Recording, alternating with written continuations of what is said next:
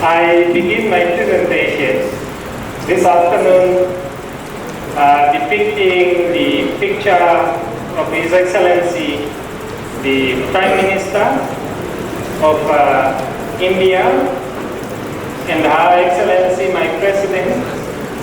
And this is recently during the state visit of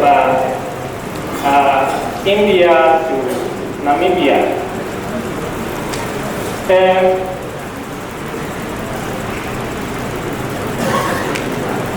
Now, Namibia is in the southern hemisphere of Africa, which on the presentation is shaded red.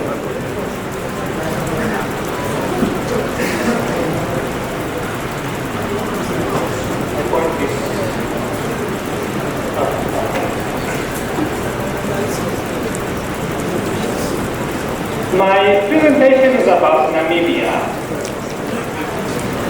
Namibia is a country that is known for very diverse landscape with a very stable and safe political environment and very, very beautiful architectural designs of our towns. Majorly, the towns in Namibia has adopted the German architecture. If you travel to Namibia, you will see those similarities. And that is our capital city.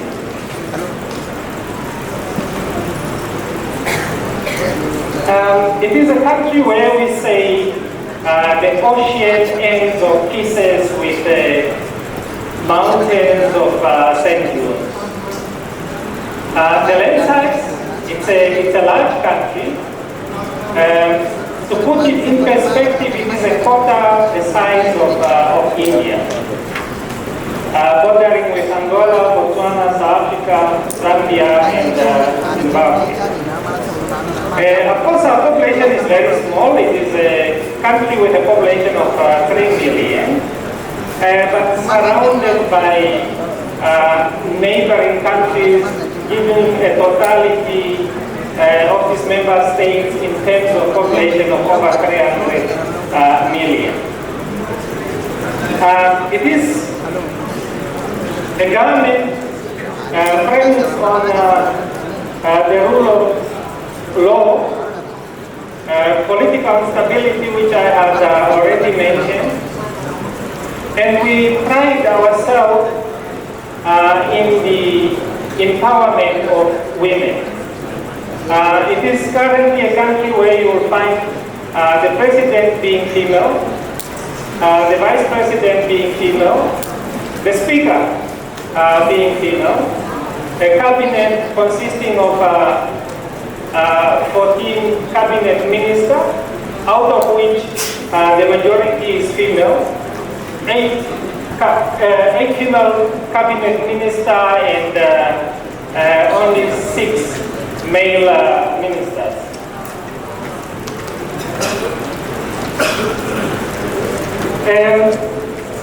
The climate is quite conducive in terms of the weather conditions. During summer, the maximum is between 20 to 35 degrees.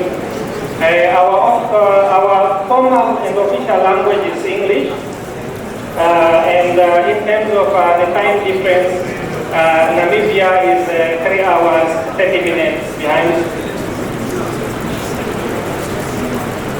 Our currency is pegged to South African rands on one, with a current inflation rate of 3.2.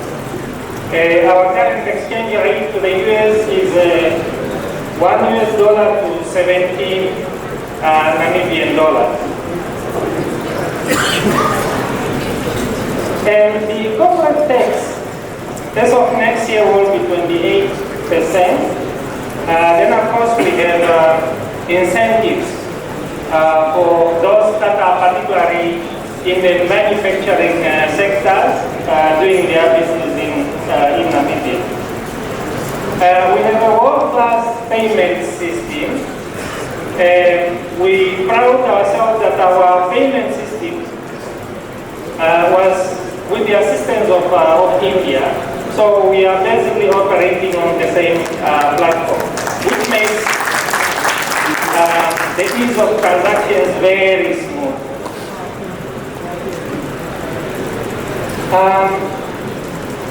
I am sharing with you depicting again His Excellency the Prime Minister of India.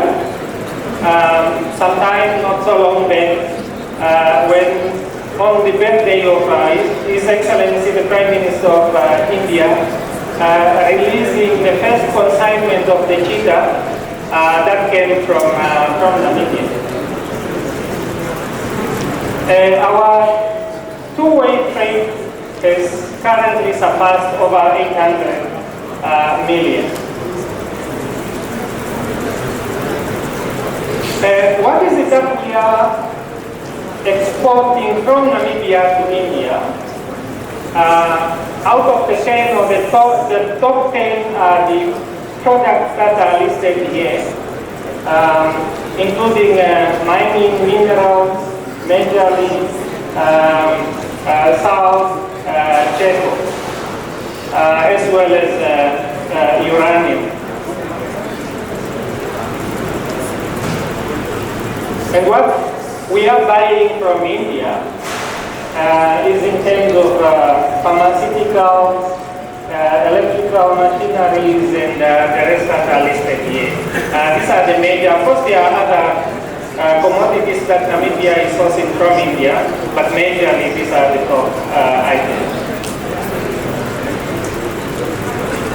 Now, the question that many of you are interested in is really to find out what are the investment opportunities in Namibia. There's no limitation. Namibia does not have laws to say you can only come and find an investment scope in this particular sector, but we are open for investment ranging from energy to services. Now, in the recent years, Namibia has become an area of significant attraction in the sector of oil and gas. There has been significant or major discoveries of oil as well as gas deposits. In the area of mining, there's opportunities for investment there. Namibia is currently the third largest producer of uranium. Of course, we do very well in terms of diamonds and the other minerals. Opportunities for investment in the tourism. You can come invest in agriculture as well as in manufacturing and the other sectors. Now, one of the concerns of many business people is that you have a small population. Of course, I have indicated that Namibia has quite a number of free trade agreements. If you are an investor in Namibia and you are manufacturing some product, you will be able to benefit from the trade agreements that Namibia has with various countries such as Europe, South America, and so on and so forth, including Africa, through the Africa Continental Free Trade Agreement. Your next question is, now if you want to invest in Namibia or you want to open your company in Namibia, how do you go about that? We have an entity called the Business and Intellectual Property Authority that facilitates business registration. It is a one-stop shop. Of course, I have highlighted here the contact details if one may wish to explore.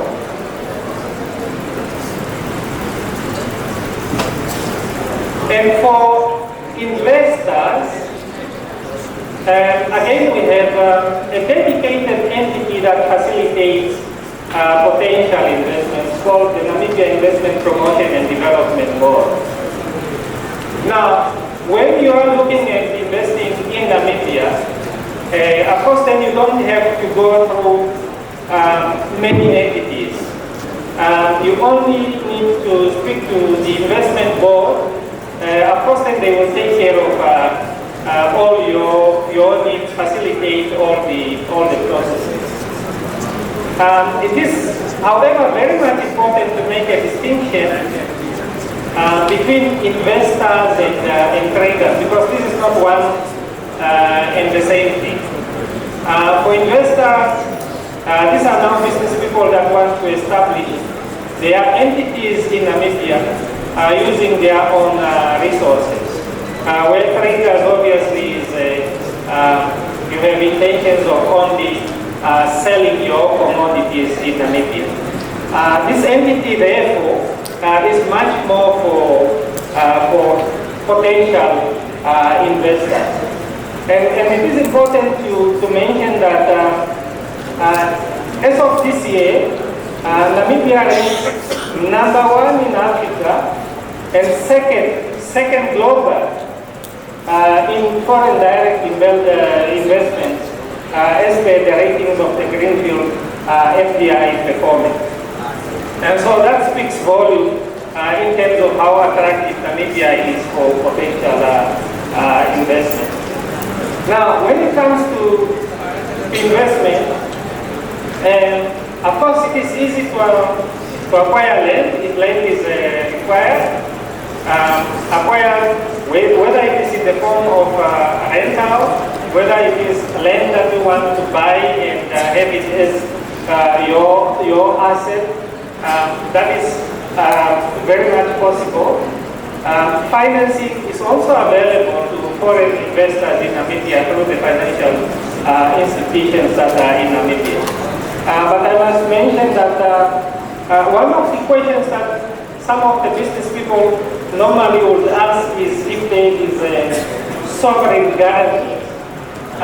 Of course, an investment is a risk. Government will not set up the assurance in terms of funding that if your business is not doing well, we are going to bail you out financially. That is not the case.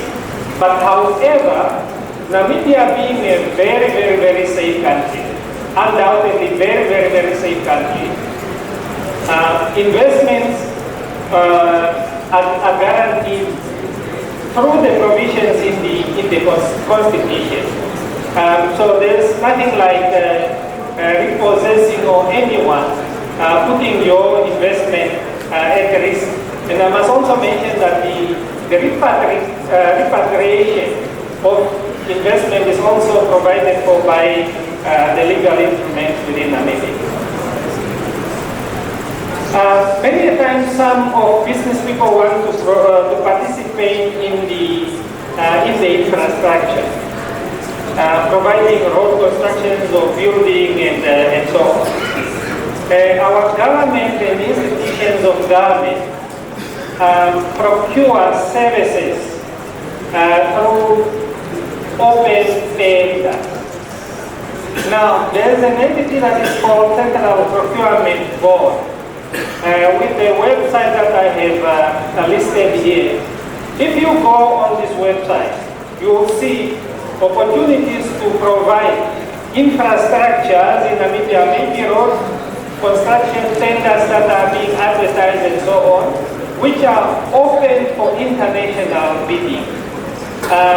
It's not, government does not have an approach of unsolicited projects.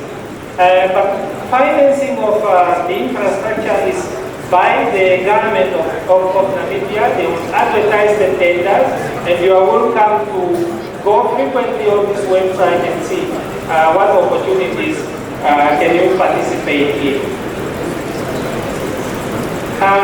Mining, like I have said, is now one of the highest areas that is attracting so many potential investors. If you go to Namibia on any given day, our airport is fully flooded with potential investors as well as tourists coming from across the world. But the majority of them is much more looking into the mining scope. And the discoveries of the oil has also given a lot of impetus to this particular area. Now, in terms of mining, just briefly, one can either acquire existing mines, which is not very frequent because the owners of the mines, of course, they are doing very well and nobody wants to sell an ongoing profitable business. Most of the investors in the mining sector are either applying with the government, which you can do online, for EPLs, what we call exploration permits, or you buy from the owners, because we have some of the local Namibians who are in possession of EPLs, but they do not have the capital to develop or to set up the mining infrastructure. So either you can acquire an existing EPL from a local person or go into a joint venture, or you apply for your own EPL directly with the government, which can be done online. And online you can do so through the emails that I have and the website that I have provided. And this website of the ministry is extremely very, very rich with information, because you can go there, you can see exactly what is going on, where the potentials are, and so on and so forth. Why Namibia? I spoke about political stability, human rights, the quality of life. So many people have gone there.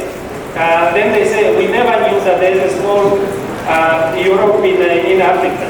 That is the standard. We have beautiful infrastructures and so on. I already spoke about the protection of your investment and so on, which are also reflected here. Having said all of that, of course, you may also come as a tourist to Namibia, where we have world-class facilities. We have wildlife in abundance.